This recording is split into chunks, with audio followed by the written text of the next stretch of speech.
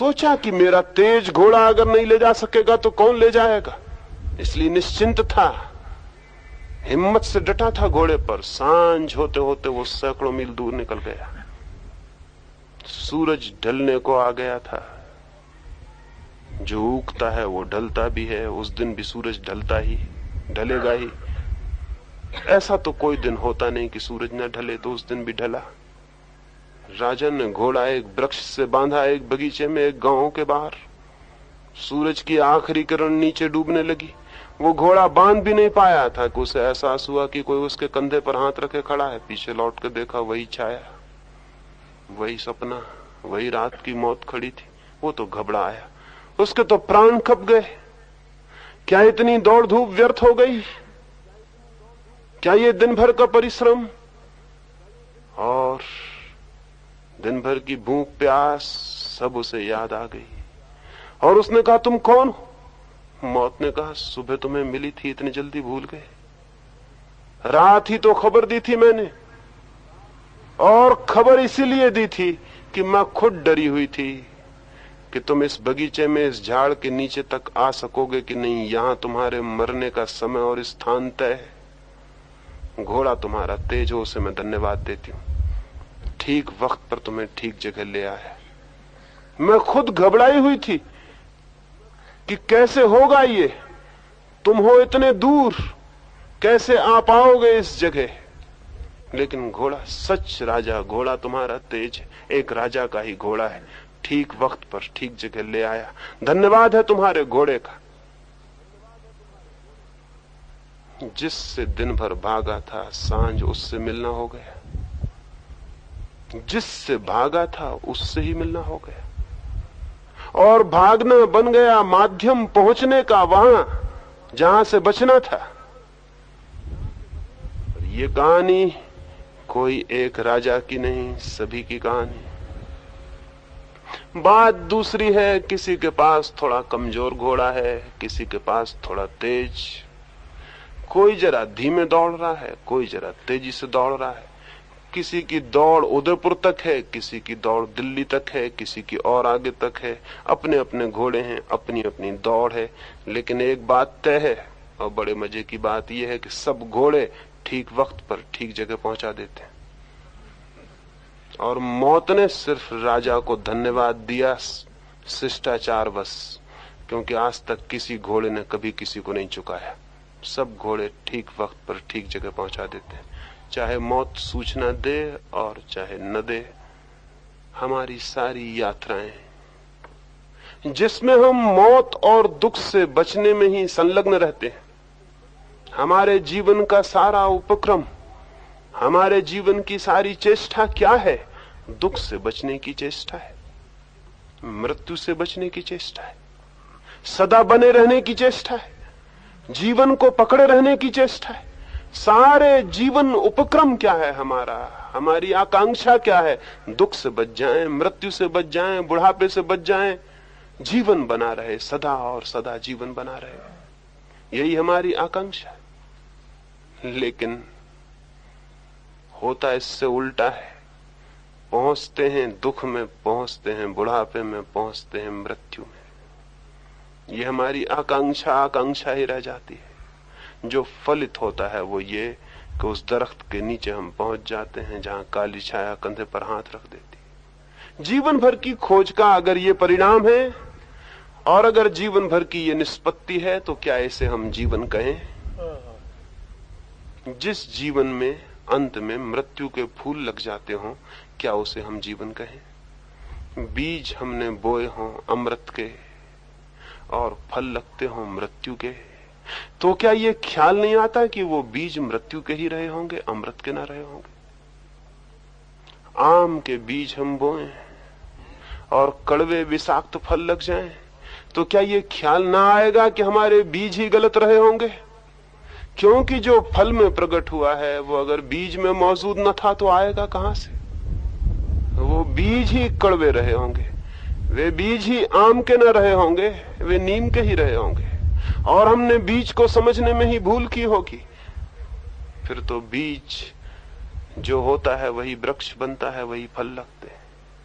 तो जब जीवन के अंत में मृत्यु के फल लगते हैं तो जिसे हमने जीवन कहा होगा वही भूल हो गई, वो जीवन न रहा होगा, वो बीज मृत्यु के ही रहे होंगे। जन्म जीवन की शुरुआत नहीं, मृत्यु की शुरुआत है। जन्म जीवन का प्रारंभ नहीं, मृत्यु का प्रारंभ है। जन्म बीज नहीं है अमृत का, मृत्यु का ही बीज है। लेकिन जन्म को हम समझ लेते हैं जीवन का प्रारंभ, और तब सारी भूल हो जाती है। तो आज की संध्या में आपसे निवेदन करूं, जन्म को जीवन मत समझ लेना। जन्म जीवन नहीं है, और न ही जन्म और मृत्यु के बीच जो सिलसिला है वो जीवन है। ये स्मरण आ जाए कि ये जीवन नहीं है तो आंखें उस तरफ उठाई जा सकती हैं जो कि जीवन है। उसको खोजा जा सकता है स्वयं में जो कि जीवन है। लेकिन जो इसे ही जीवन समझ लेंगे वो कैसे खोज पाएंगे? तो ये भ्रम टूट जाना चाहिए, ये इल्यूजन टूट जाना चाहिए कि ये जीवन है। अगर ये टूट जाए तो आज ही इसी क्षण भी उस तरफ आंख जा सकती है। वो हमारे भीतर मौजूद है।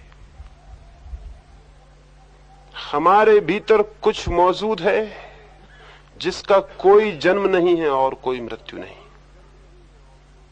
लेकिन मेरे कहने से वो मौजूद नहीं हो जाएगा, उपनिषदों के कहने से मौजूद नहीं हो जाएगा,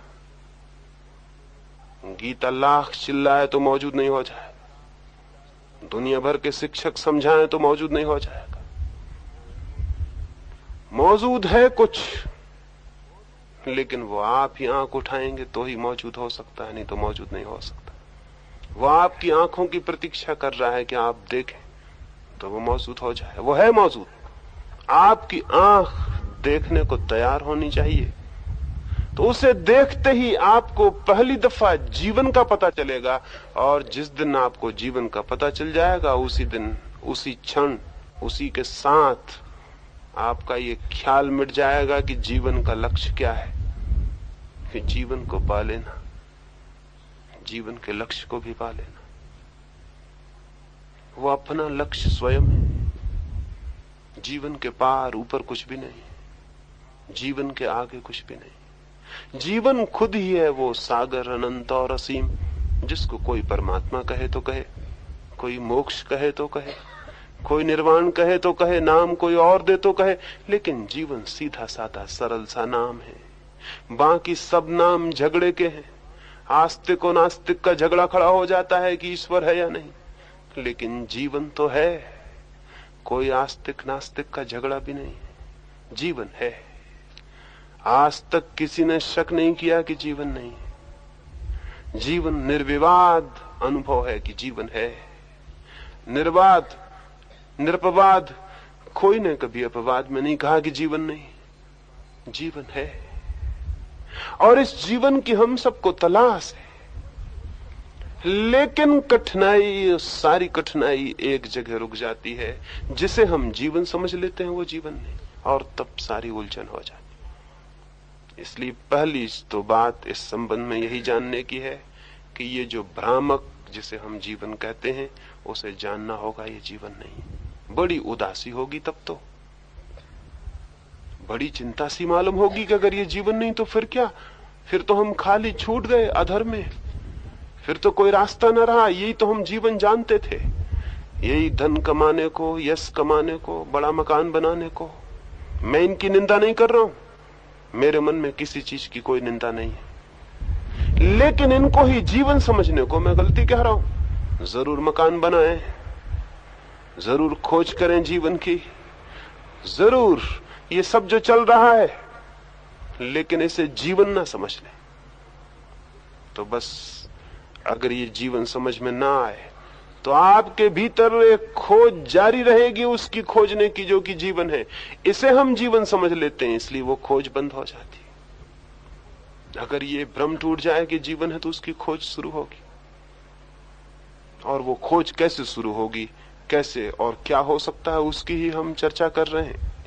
इधर आने वाले 2 दिनों में उसकी ही बात होगी। कि वो जीवन कैसे जाना जा सकता है। तो इस प्रश्न के उत्तर में फिर से मैं दोहरा दूं, जीवन का कोई लक्ष्य नहीं जीवन के सिवा है। जीवन की पूर्णता, जीवन का पूरा अनुभव, जीवन का पूरा आनंद, जीवन का पूरा